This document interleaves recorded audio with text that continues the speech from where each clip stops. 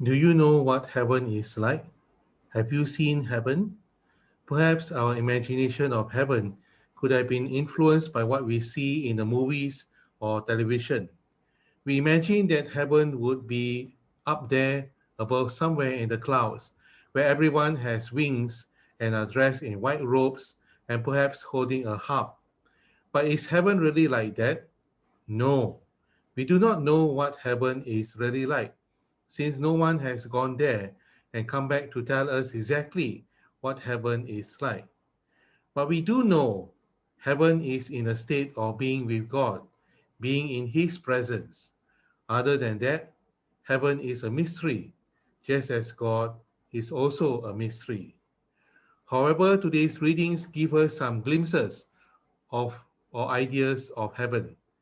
In the first reading, the prophet Isaiah gives us an image of heaven where there would be a banquet of rich food, no more mourning as death will be destroyed. Every tear will be wiped away as there is no longer any pain or suffering. We will also be able to see God face to face and not just have some vague idea of what He may be like. In the Gospel, we are once again presented with the image of the banquet through the parable of the wedding feast.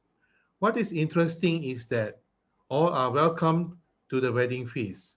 In the Gospel, we read that the servants went out to the crossroads of the town and collected together everyone they could find, bad and good alike. However, people are not forced to enter. God chooses to invite all to be with Him, but we can choose not to enter or respond.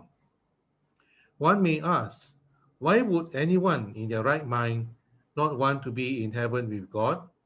It may sound crazy and illogical, but there are people who refuse heaven. There are several reasons why people refuse heaven. One could be because some people feel they are not worthy or too sinful to be with God.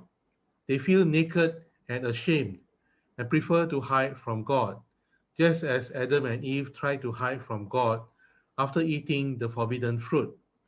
This could be the reason concerning the man mentioned in the Gospel who was found to be without a wedding garment. The man, by not wearing a wedding garment, by not being prepared and ready to be with God, possibly due to feeling ashamed and choosing to remain silent, had condemned himself. Another reason why people refuse heaven is because these people are full of resentment, hatred, and unforgiveness. They are unable to love, forgive, reconcile, have compassion, and mercy towards others. Heaven is a state of harmonious and loving relationship between others with God.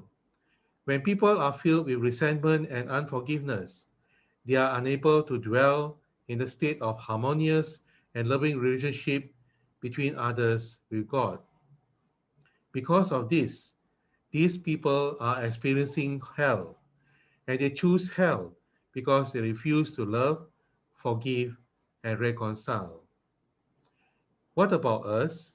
Are we longing for heaven, or are we refusing heaven? Ultimately, we are given a choice. This choice is for keeps. It is an eternal choice. It is what is called a fundamental option. God does not force us to be with Him. We choose to condemn ourselves by refusing His love, forgiveness, care, and providence. We condemn ourselves when we stubbornly choose to remain as we are, thinking only about ourselves and refusing to love, forgive, and be reconciled with others.